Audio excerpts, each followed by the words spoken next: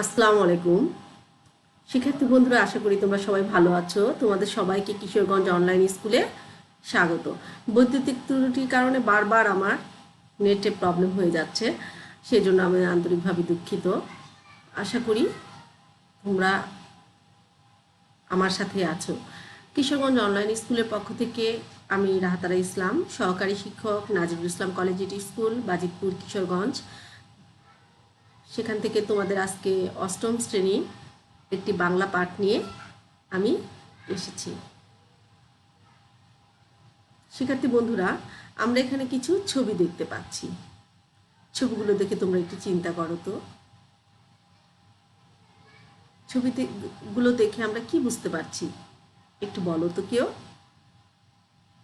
একজন অসুস্থ ব্যক্তি, আরেকটি ছবিতে দেখছি শোথ রোগী, এই যে ছবিটা, তাই না?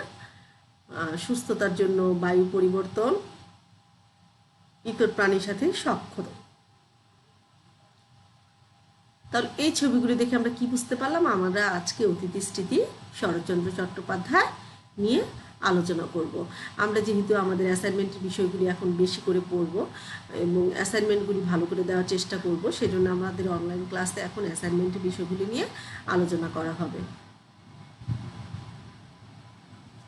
শিখন ফল। এই পাঠ শেষে শিক্ষার্থীরা লেখক শরৎচন্দ্র চট্টোপাধ্যায়ের সংক্ষিপ্ত পরিচয় উল্লেখ করতে পারবে, নতুন শব্দগুলো বাক্যে প্রয়োগ করতে পারবে, অতিথি স্মৃতি গল্পটি শুদ্ধ উচ্চারণে পড়তে পারবে, নতুন পরিবেশে নতুন অতিথির সাথে লেখকের পরিচয়ের সূত্র ব্যাখ্যা করতে পারবে।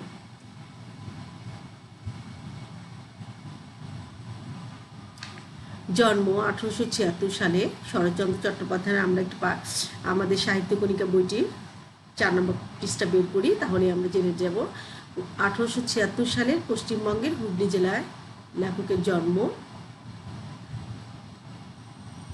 তার অতিবাহিত সময় কৈশোর ও যৌবনের অধিকাংশ সময় তিনি ভাগলপুরে মাতুতালয়ে বাস করেন। শিক্ষা জীবন। দারিদ্রতার কারণে তার কলেজ শিক্ষা অসমাপ্ত হয়েছিল। সাহিত্য সাধনার জীবিকার সন্ধানে তিনি রেঙ্গুন অবস্থান করেন 1903 থেকে 1916 সাল পর্যন্ত। সে সময় তিনি সাহিত্য সাধনায় করেন। উপন্যাস। তার উল্লেখযোগ্য উপন্যাস বড় দিদি, পল্লী সমাজ, দেবদাস, শ্রীকান্ত, গৃহদাহ, দেনা পাওনা, পথের দাবি, শেষ প্রশ্ন ইত্যাদি। 1938 খ্রিস্টাব্দে 16 জানুয়ারি শরৎচন্দ্র চট্টোপাধ্যায়, আমাদের লেখক, 16 জানুয়ারিতে কলকাতায় মৃত্যুবরণ করেন 1938 খ্রিস্টাব্দে। তাহলে শিক্ষার্থী বন্ধুরা, তোমরা একটু নিজেরা লিখে ফেলো লেখক শরৎচন্দ্র চট্টোপাধ্যায়ের জীবনী সম্পর্কে 5টি বাক্য। আমরা যতটুকু পড়লাম সেখান থেকে তোমরা লিখে ফেলো।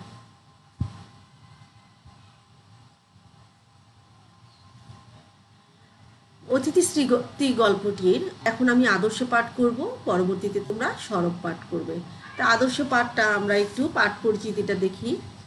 এটা পড়লে আমরা সৃজনশীল প্রশ্নগুলির উত্তর দিতে পারবো, অ্যাসাইনমেন্ট তৈরি করতে আমাদের সহযোগিতা হবে। শরৎচন্দ্র চট্টোপাধ্যায়ের দেওঘরের স্মৃতি গল্পটির নাম পাল্টে এবং ঈষৎ পরিমার্জনা করে এখানে অতিথি স্মৃতি হিসাবে সংকলন করা হয়েছে। একটি প্রাণীর সঙ্গে একজন অসুস্থ মানুষের কয়েকদিনের পরিচয়ের মধ্যে দিয়ে গড়ে ওঠা মমত্বের সম্পর্কই এই গল্পের বিষয়।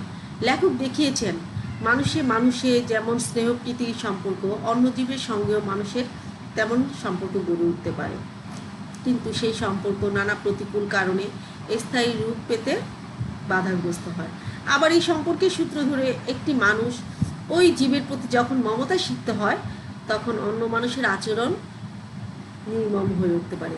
এই গল্পের সম্পর্কের এই বিচিত্র রূপই প্রকাশ পেয়েছে। আসলে আমরা এই গল্পটি নিয়ে যা পড়লাম, যা জানলাম, যে এখানে লেখক যখন অসুস্থ ছিলেন, তিনি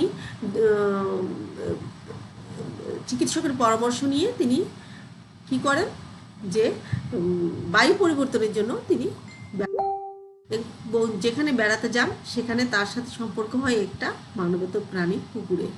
সেই কুকুরকে তিনি তার সঙ্গী মনে করেন। তিনি মনে করেন যে কুকুরটি তার মেহমান, কিন্তু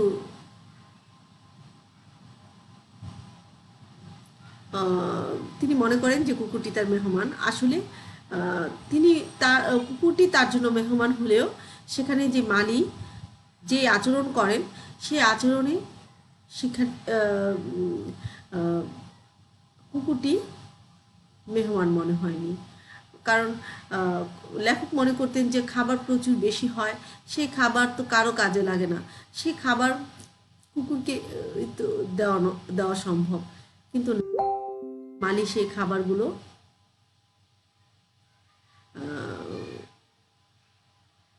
মালি সেই খাবারগুলো কি করে, অন্যদেরকে কুকুরকে না দিয়ে তার পরিবারের জন্য নিয়ে যায়।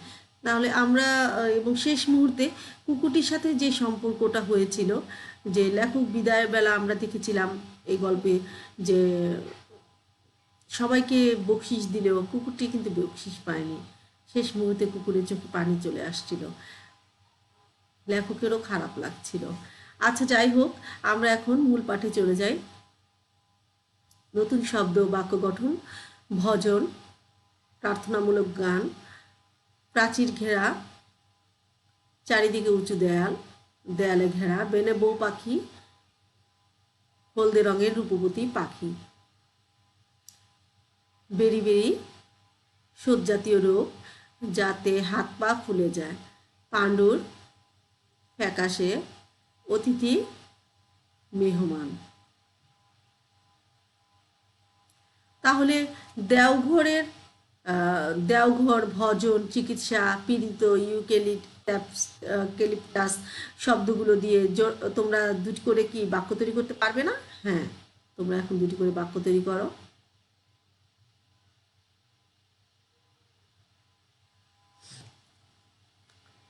চিকিৎসকের আদেশে দেওঘরে এসে বায়ু পরিবর্তনের জন্য প্রাচীর ঘেরা বাগানের মধ্যে একটি বড় বাড়িতে অবস্থান করছেন কে?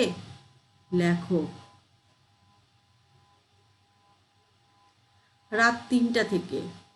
রাত্রি 3টার দিকে ভোজন শুনে লেখকের ঘুম ভাঙল। বারান্দায় এসে বসেন। সেখানে তিনি ভোজনটা শুনে তার ঘুম ভেঙে গেল। তারপর তিনি বারান্দায় এসে বসেন। তারপর ভোর যখন হচ্ছিল তখনই পাখিদের কিচিরমিচির শব্দ শোনা যাচ্ছিল। দুটি বেনিবাউ পাখি, এটা কিন্তু প্রশ্ন গতবার জিএসটিতে চলে আসছিল, দুটি বেনিবাউ পাখি ঘুরঘুর করছিল, লেখক তা খেয়াল করছিলেন। সবচেয়ে ভরে ওঠে দোয়েল। কোন পাখি সবচেয়ে ভরে ওঠে সেটা আমার আগেও জানা ছিল না, তোমরাও এখন অনেকে হয়তো জানো, অনেকে জানো না, তোমরাও জেনে নাও। সবচেয়ে ভরে ওঠে দোয়েল। তারপর একটি দুটি করে আসতে থাকে বুলবুলি, শ্যামা, শালিক, টুনটুনি। অন্ধকার শেষ না হতেই তাদের গান আরম্ভ হয়ে যায়। পাশের বাড়ির আম গাছ, এ বাড়ির বকুল কুঞ্জে, পথের ধারের অশ্বত্থ গাছের মাথায় পাখিদের প্রতিদিনের ডাক চোখে দেখতে না পেলেও দিন দিন খুবই পরিচিত হয়ে উঠল।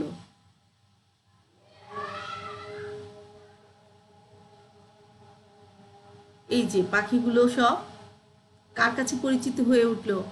লেখকের কাছে। হলদে রঙের একজোড়া বেনে বউ একটু দেরি হলেও ইউক্যালিপটাস গাছের সবচেয়ে উঁচু ডালটায় বসে প্রত্যহ কি করতো? হাজিরা হাঁকতো। মানে প্রতিদিন তারা সেখানে উঁচু ডালটার মধ্যে বসতো। ব্যথীদের পাখি চালান দেওয়াই হলো ব্যবসা। ব্যাধে কারা? যারা পাখি ব্যবসা করে, পাখি চালান দেওয়াই হলো ব্যবসা। হঠাৎ 2 দিনে বেনেবো পাখি দুটিকে না দেখে চিন্তিত হচ্ছিলেন। কে? আমাদের লেখক। তাহলে তোমার বেড়ানো কোনো স্থানের ভোরবেলা সম্পর্কে জোড়ায় আলোচনা করে তুমি 5টি বাক্য লেখো। হয়তো তুমি কোথাও বেড়াতে গিয়েছো, সেখানে ভোরবেলা তুমি কেমন প্রাকৃতিক দৃশ্য দেখলে সে সম্পর্কে তুমি এখন 5টি বাক্য তৈরি করো।